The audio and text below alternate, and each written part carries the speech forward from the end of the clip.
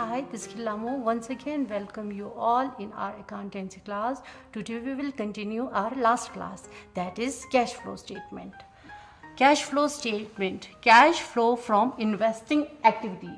Cash flow from investing activity क्या होता है? कल हमने मतलब समझा था, मीनिंग समझा था, आज हम फॉर्मेट कर रहे हैं, जो कि कल मैंने cash flow from operating activity किया था, आज मैं सेकेंड पार्ट यानी कि B part cash flow from investing activity से कर रही हूँ. ठीक है, तो cash flow from investing activity, जैसे कि cash flow from operating activity में 3 कॉलम्स बनता है.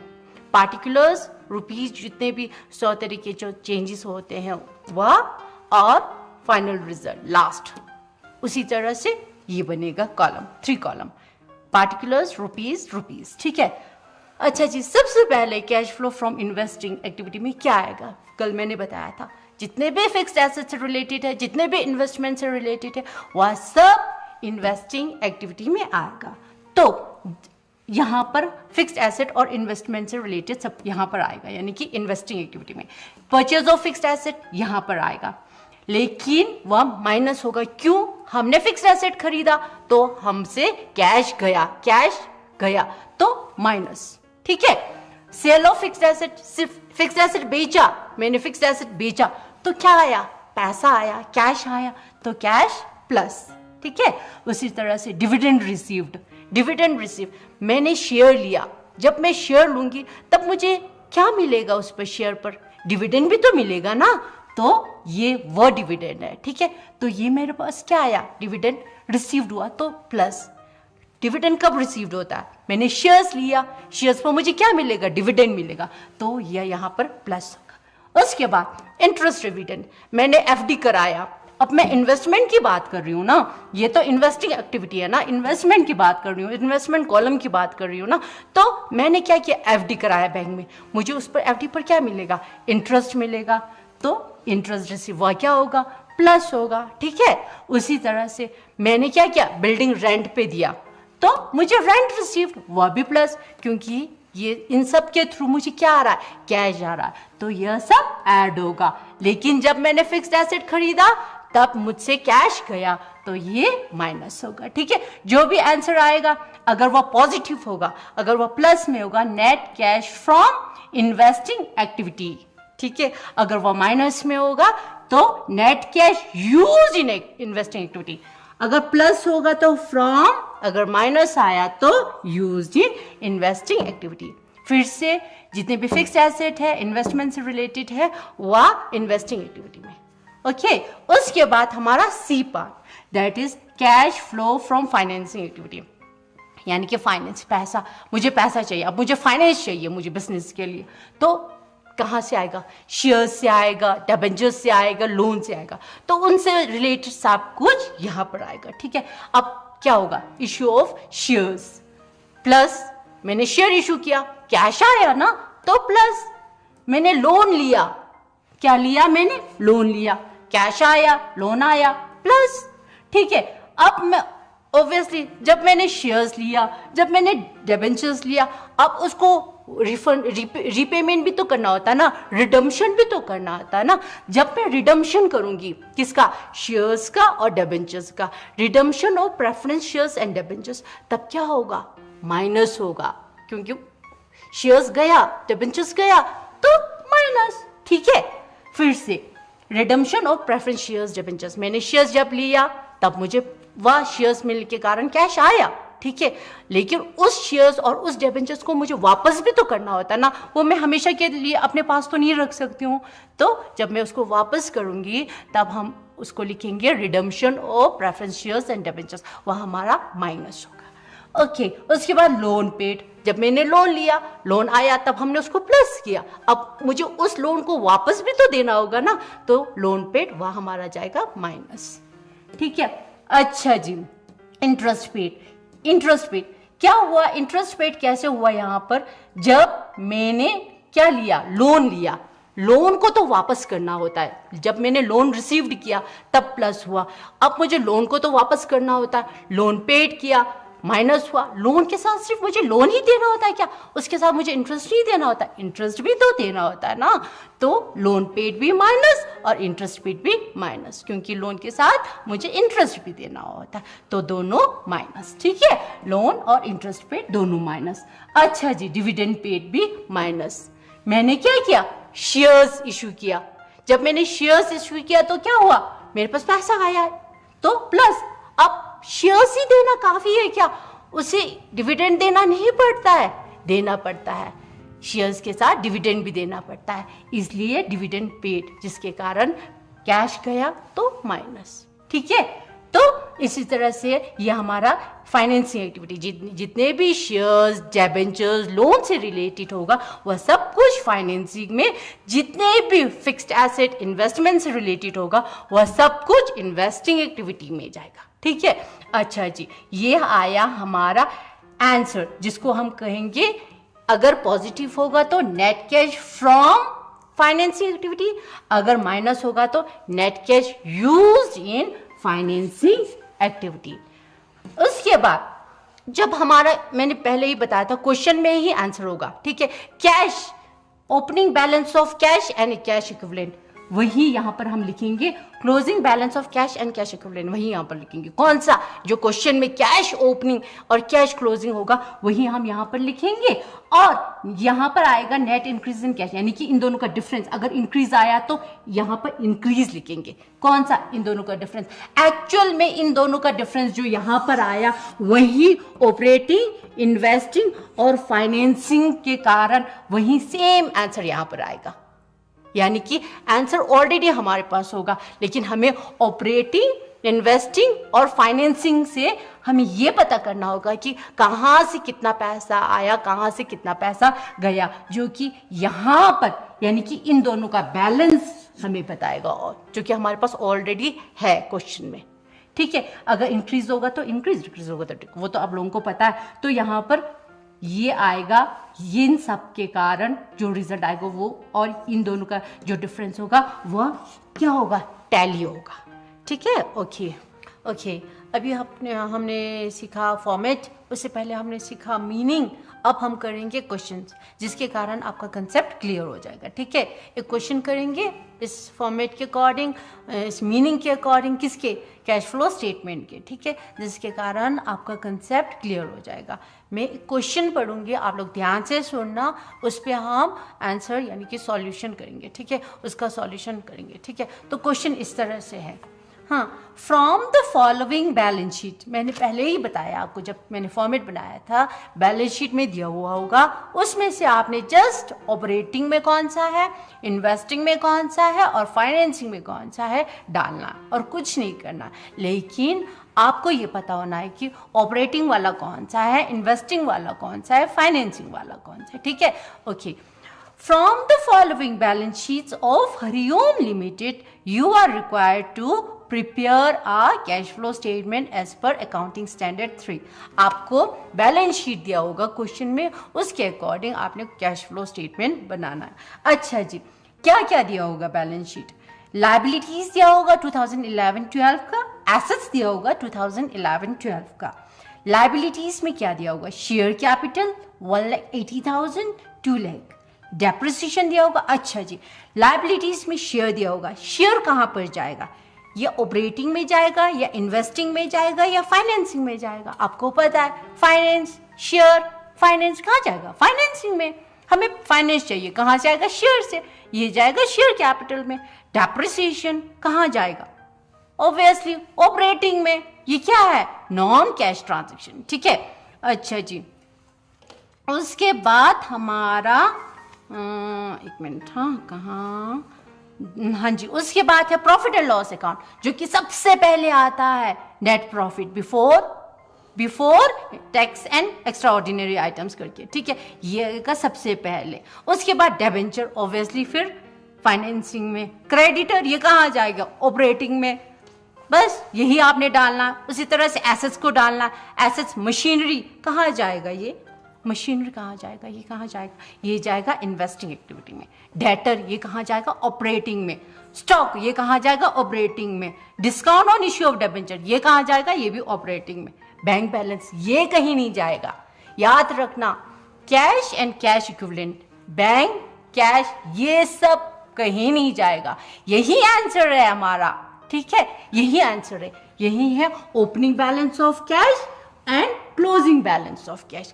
इसको हमने ना ऑपरेटिंग में डालना है, ना इन्वेस्टिंग में डालना है, ना ही फाइनेंसिंग में डालना है, ठीक है। तो हम यहीं से स्टार्ट करेंगे। क्या है हमारे पास, कितना है कैश? हमारे पास बैंक बैलेंस है 11,000 2011 में। 2011 में हमारे पास बैंक बैलेंस है 11,000 और 2012 में हमारे पास बैंक बैलेंस कितना, 15,000। क्या हुआ है, कैश, कैश इंक्रीज हुआ है। तो यहाँ पर लिखो ओपनिंग बैलेंस ऑफ कैश कितना है, cash and cash equivalent rupees 11,000 और closing balance of cash and cash equivalent कितना है, ये है 15,000 रुपीज। कितना है, 15,000। अच्छा जी, अब ये क्या हो रहा है, 11,000 और 15,000 नेट क्या होता है, इंक्रीज हो रहा है। कितना हो रहा है increase, 4,000। Net increase in cash and cash equivalent कितना है, रुपीज 4,000। कितना है, यही हमारा आंसर है। हमें अब पता चल गया, ये क्वेश्चन में ही छुपा है, ये आंसर क्वेश्चन में ही छुपा है, 4,000। अब हमें ये 4,000 निकालना, कितना ऑपरेटिंग से आया है, कितना इन्वेस्टिंग से आया है और कितना फाइनेंसिंग से आया है। हो गया, इन दोनों को टेल करना है, ठीक है। अच्छा जी, अब डालो, अब डालते जाओ, बस उठा के डालते जाओ आइटम्स, ठीक है। शेयर कैपिटल, ये कहाँ जाएगा, ये शेयर क्या हो रहा है, इशू ऑफ शेयर कैपिटल, ये कहाँ जाएगा, शेयर हमारा जाएगा फाइनेंसिंग में। कितना, 20,000। क्यों, क्योंकि 1,80,000 है और 2 लाख हो गया है, तो 20,000 इंक्रीज हुआ है, यानी कि इशू हो गया, शेयर कैपिटल इशू हो गया, ठीक है। ये कहाँ जाएगा हमारा, इशू ऑफ शेयर कैपिटल जाएगा हमारा फाइनेंसिंग एक्टिविटी में, ये यहाँ पर आएगा, इशू ऑफ शेयर कैपिटल कितना, 20,000। क्यों, क्योंकि 1,80,000 था 2011 में, 2012 में वह 2 लाख हो गया, तो 20,000 इंक्रीज हो गया, तो इशू ऑफ शेयर कैपिटल कितना हुआ, 20,000। यहाँ पर रुपीस, ठीक है, 20,000 जी। उसके बाद हमारा है शेयर कैपिटल के बाद डेप्रिसिएशन, 60,000 हमारा डेप्रिसिएशन था 2011 में, अब 62,000 हो गया है डेप्रिसिएशन 2012 में। ये डेप्रिसिएशन कहाँ जाएगा, ये जाएगा हमारा ऑपरेटिंग एक्टिविटी में, डेप्रिसिएशन जाएगा। यहाँ पर मैंने जो कि पहले बताया, नेट प्रॉफिट सबसे पहले लिखना होता है, इसलिए उसके लिए यहाँ पर एक स्पेस छोड़ो आप, net profit, net profit before tax and extraordinary items, ordinary items, ठीक है। अभी हमने क्या करना था, डेप्रिसिएशन, ये जाएगा जी इसमें, डेप्रिसिएशन, डेप्रिसिएशन कितना है, डेप्रिसिएशन है 2011 में 60,000 और 2012 में 62,000। कितना इंक्रीज हुआ है, 2,000, तो यहाँ पर आएगा डेप्रिसिएशन 2,000, ये आया डेप्रिसिएशन आपका 2,000, ठीक है। उसके बाद नेक्स्ट आइटम है प्रॉफिट एंड लॉस अकाउंट। ये क्या है, यही है नेट प्रॉफिट, यही आपने लिखना है सबसे ऊपर। नेट प्रॉफिट कितना है, 45,000 2011 में, 72,000 2012 में, 45,000 2011 में, 2012 में 72,000। कितना हो, 45,000, 72,000, 55,000, 65,000, 27,000, ये आपका हो गया 27,000, ये आपका हो गया 27,000। ओके जी, अब उसके बाद है डिबेंचर, ये कहाँ पर जाएगा, ऑब्वियसली फाइनेंसिंग में। लिखिए डिबेंचर, ये क्या हो गया, डिबेंचर 60,000 था 54,000 हो गया, 2011 में 60,000 था, 2012 में 54,000। क्या हो गया, ये डिक्रीज हो गया, यानी कि डिबेंचर रिडम्पशन हो गया, डिबेंचर रीपेमेंट कर दिया, यानी कि डिबेंचर वापस दिया, डिबेंचर रिडम्पशन ऑफ डिबेंचर, ये जाएगा फाइनेंसिंग में, रिडम्पशन ऑफ डिबेंचर, ये आएगा यहां पर कितना आएगा? Redemption of debenture 6000। ये क्या हो गया? नेगेटिव। जब भी माइनस होता है तब हम उसको माइनस नहीं करेंगे, ब्रैकेट में डालेंगे। दैट मीन्स वो माइनस है, ब्रैकेट मतलब वो माइनस है। ठीक है, ये हो गया आपका रिडम्पशन ऑफ डिबेंचर। डिबेंचर को हमने ब्रैकेट में क्यों डाला, माइनस क्यों किया? क्योंकि ये रीपेमेंट हो गया, रिडम हो गया, ये कम हो गया। पहले 60,000 था, 54,000 था, 6,000 से कम हो गया, इसलिए इसको माइनस में कम हो गया, तो माइनस। ठीक है, अच्छा जी, उसके बाद आपका है डिबेंचर के बाद है क्रेडिटर्स। ये कहाँ जाएगा? क्रेडिटर कहाँ जाता है? सबसे ऊपर ऑपरेटिंग में। ये जाएगा यहाँ पर। क्रेडिटर्स कितना है? क्रेडिटर है आपका 35,000 पहले 2011 में, 32,000 2012 में, कम हो गया है creditor. That means decrease in creditor. ये आप यहाँ पर लिखो, डिक्रीज इन क्रेडिटर। ठीक है, कितना डिक्रीज हुआ है? 3,000। क्यों? क्योंकि पहले था 35,000, अब 32,000, तो 3,000 से कम हो गया। तो अगेन मैंने पहले बोला है, जब माइनस में आता है तब हम उसको ब्रैकेट में लिखेंगे। उसके बाद जी ये हमारा लायबिलिटी साइड खत्म, अब आ गया एसेट साइड। लायबिलिटी साइड खत्म हो गया, अब आ गया एसेट। बैलेंस शीट का लायबिलिटी खत्म, एसेट। ठीक है, एसेट में मशीनरी, ये कहाँ पर आएगा? मशीनरी कहाँ पर आएगा? ये जाएगा जी इन्वेस्टिंग एक्टिविटी में। जितने भी फिक्स्ड एसेट से रिलेटेड होता है, जितने भी इन्वेस्टमेंट से रिलेटेड होता है, वो जाएगा इन्वेस्टिंग एक्टिविटी में। तो ये हम लिखेंगे इन्वेस्टिंग एक्टिविटी के अंदर। अब मशीनरी क्या हो रहा है? 2,10,000 था, अब 2,80,000 का हो गया, यानी कि मशीनरी ज्यादा हो गया। ज्यादा हो गया दैट मीन्स हमने मशीनरी परचेज किया। क्या किया हमने? 2,10,000 से 2,80,000 मशीनरी परचेज किया। दैट मीन्स कैश गया तो अगेन माइनस, कम हो गया, कैश कम हो गया तो माइनस। जब कैश जाता है तो माइनस, जब कैश आता है तो प्लस। तो यहाँ पर मशीनरी 2,10,000 से 2,80,000 हुआ। दैट मीन्स मशीनरी खरीदा, कैश गया, कितना? 70,000 का डिफरेंस है। परचेज ऑफ मशीनरी, ये हम लिखेंगे इन्वेस्टिंग एक्टिविटी में, क्योंकि जितने भी फिक्स्ड एसेट और इन्वेस्टमेंट से रिलेटेड आएगा वो इन्वेस्टिंग एक्टिविटी में आएगा। Purchase of machinery, purchase of machinery कितना है जी? 70,000 का। ये हुआ माइनस, क्यों? कैश गया। जब कैश जाता है तो माइनस, जब कैश आता है तो प्लस। जब इनफ्लो होता है तो प्लस, जब आउटफ्लो होता है तो माइनस। ओके जी, उसके बाद है डेटर्स। फिर ये डेटर्स कहाँ जाएगा? ऑब्वियसली फिर ऑपरेटिंग एक्टिविटी में जाएगा। कितना है डेटर्स? पहले 96,000, अब 83,000। क्या हुआ? डेटर्स डिक्रीज हुआ है। Decrease in debtors, decrease in debtor. कितना डिक्रीज हुआ है?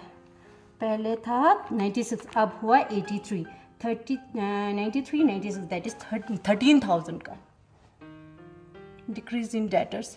डेटर्स कम हो गया, कैश कम नहीं हुआ है। हाँ, तो ये प्लस। ठीक है, अच्छा जी, अब स्टॉक पहले 60,000, अब 40,000। फिर स्टॉक भी डिक्रीज हुआ, कितना? 20,000। Decrease in stock, decrease in stock 20,000। अच्छा जी, उसके बाद discount on issue of debenture. ये कहाँ जाएगा? Discount on issue of debenture सबसे ऊपर, यानी कि ऑपरेटिंग एक्टिविटी में जाएगा discount on issue of debenture. Discount on issue of debenture कितना है? Discount on issue of debenture 3,000 था, 2,000 हो गया, कि यानी कि कम हो गया 1,000 से। ये आएगा यहाँ पर 1,000। अच्छा जी, उसके बाद बैंक बैलेंस। बैंक बैलेंस तो हम लिखते नहीं, कैश बैंक इक्विवेलेंट हम नहीं लिखते, क्योंकि वह आएगा यहाँ पर। वह कैश बैंक, याद रखना, चाहे ओवरड्राफ्ट हो चाहे कुछ भी हो, कैश बैंक बैलेंस बिल्कुल नहीं लिखेंगे हम। क्योंकि वो ओपनिंग बैलेंस और क्लोजिंग बैलेंस में आएगा, वह किसी भी फॉर्मेट में, यानी कि किसी भी आइटम, ना कि ऑपरेटिंग, ना कि इन्वेस्टिंग, ना कि फाइनेंसिंग, इन तीनों में किसी में भी नहीं जाएगा। ठीक है, ये बहुत ज़रूरी है, ध्यान रखना। अगर ये आपने डाला तो आपका सारा आंसर गलत हो जाएगा। ठीक है, तो जी ये हुआ आपका ऑपरेटिंग, इन्वेस्टिंग और फाइनेंसिंग। ठीक है, क्या क्या डाला आपने? 27,000 डाला, net profit before interest and tax, depreciation किया 2,000, discount on issue of debenture डाला 1,000। ठीक है, लेकिन इन सब को और इसको अलग करेंगे, क्यों? क्योंकि ये आपके करंट है, आएगा ये इसी के अंदर, यानी कि ऑपरेटिंग के अंदर, लेकिन ये क्या है? ये करंट है, ये करंट एसेट और करंट लायबिलिटी है। ठीक है, तो इसका हम अलग करके क्या लिखेंगे? इसका जो भी आंसर आएगा उसका हम लिखेंगे ऑपरेटिंग प्रॉफिट। इसका आंसर जो भी आएगा हम लिखेंगे operating profit, operating profit before working capital changes, before working capital changes, before working capital changes. क्यों? क्योंकि ये जो है ये वर्किंग कैपिटल है। ठीक है, और ये हमारा वर्किंग कैपिटल नहीं है। ठीक है, ये क्या है? ये क्या है? ये हमारे वर्किंग कैपिटल नहीं है। ये क्या है? ये हमारे वर्किंग कैपिटल है। इसलिए ऑपरेटिंग में दोनों आएगा, लेकिन इसके बाद यानी कि operating profit before working capital changes, यानी कि इसका आंसर जो भी आएगा वो यहाँ पर लिखने के बाद यहाँ पर हम वर्किंग कैपिटल लिखेंगे, चाहे करंट एसेट हो चाहे करंट लाइबिलिटीज हो। ठीक है, तो इसको टोटल करो, 27,000, 29,000, 1,000, दैट इज 30,000। यह हमारा आंसर हुआ 30,000। ठीक है, ओके, उसके बाद डिक्रीज इन क्रेडिटर कितना है? 3,000। डिक्रीज इन डेटर कितना है? 13,000। डिक्रीज इन क्रेडिटर कितना है? 3,000। ठीक है, अब क्या करेंगे? अब हम इसको सॉल्व करेंगे, तो 20 plus 13 that is 33,000, 20 plus 13 that is 33,000। लेकिन ये माइनस से, याद रखना ब्रैकेट वाला, दैट मीन्स माइनस। 33,000 में से 3,000 माइनस किया तो 30,000 कितना आया? 30,000 आया। ये कितना आया? 30,000 आया। ये क्या है? ये वाला। ठीक है, अब लेकिन हमें यहां पर क्या करना? फाइनल रिजल्ट निकालना। फाइनल रिजल्ट किसका? ये किसका है? Cash flow from operating activity. यहां पर आएगा net cash from operating activity, plus में आया इसलिए तो फ्रॉम। ठीक है, 30,000 प्लस 30,000 दैट इज 60,000। ये यहाँ पर आया आपका माइनस में, इसलिए आएगा नेट कैश यूज्ड इन क्या? इन्वेस्टिंग एक्टिविटी, क्योंकि माइनस में आया तो यूज्ड इन इन्वेस्टिंग एक्टिविटी। कितना? 70,000 माइनस। ठीक है, उसके बाद यहाँ पर प्लस में आया, क्यों? 20,000 माइनस 6,000 कितना होता है? 20,000 माइनस 6,000 दैट इज 14,000। इसको लिखेंगे नेट कैश फ्रॉम, क्योंकि पॉजिटिव है इसलिए फ्रॉम क्या है? ये financing activity, from financing activity. कितना आएगा? यहाँ पर आएगा 14,000। अब आप लोग देखो, 60,000 प्लस 14,000 दैट इज 74,000। 60,000 कहाँ से? ऑपरेटिंग से, फाइनेंसिंग से कितना? 14,000 दैट इज 74,000। और उसमें से 70,000 माइनस किया तो कितना बचा? 4,000। हुआ ना आपका आंसर टैली? तो ऑपरेटिंग, इन्वेस्टिंग और फाइनेंसिंग तीनों मिलाकर भी कितना आया? 4,000। हुआ ना net increase in cash and cash equivalent. ठीक है, हमारा जो क्वेश्चन था और ये जो आंसर आया ऑपरेटिंग, इन्वेस्टिंग, फाइनेंसिंग दोनों टैली कर रहा है। ठीक है, एक गोल्डन रूल बताती हूँ आपको, कुछ भी नहीं है, आसान है कैश फ्लो स्टेटमेंट। एक गोल्डन रूल बताती हूँ, जब एसेट इंक्रीज होता है तब कैश डिक्रीज होता है, जब एसेट डिक्रीज होता है तब कैश इंक्रीज होता है। ये गोल्डन रूल चाहे एसेट्स हो चाहे लाइबिलिटीज, हर एसेट और लाइबिलिटीज पर फॉलो होगा। मैं एक गोल्डन रूल आपको लिख के दिखाती हूँ। अगर एसेट इंक्रीज होगा तो कैश डिक्रीज होगा, अगर एसेट डिक्रीज होगा तो कैश इंक्रीज होगा। अगर लाइबिलिटीज इंक्रीज होगा तो कैश भी इंक्रीज होगा, अगर लाइबिलिटीज डिक्रीज होगा तो कैश भी डिक्रीज होगा। ठीक है, प्लस ये एक गोल्डन रूल है, ये हर एसेट और लाइबिलिटीज पे फॉलो होगा, हर एसेट और। That's all for today's class. Thank you, have a nice day.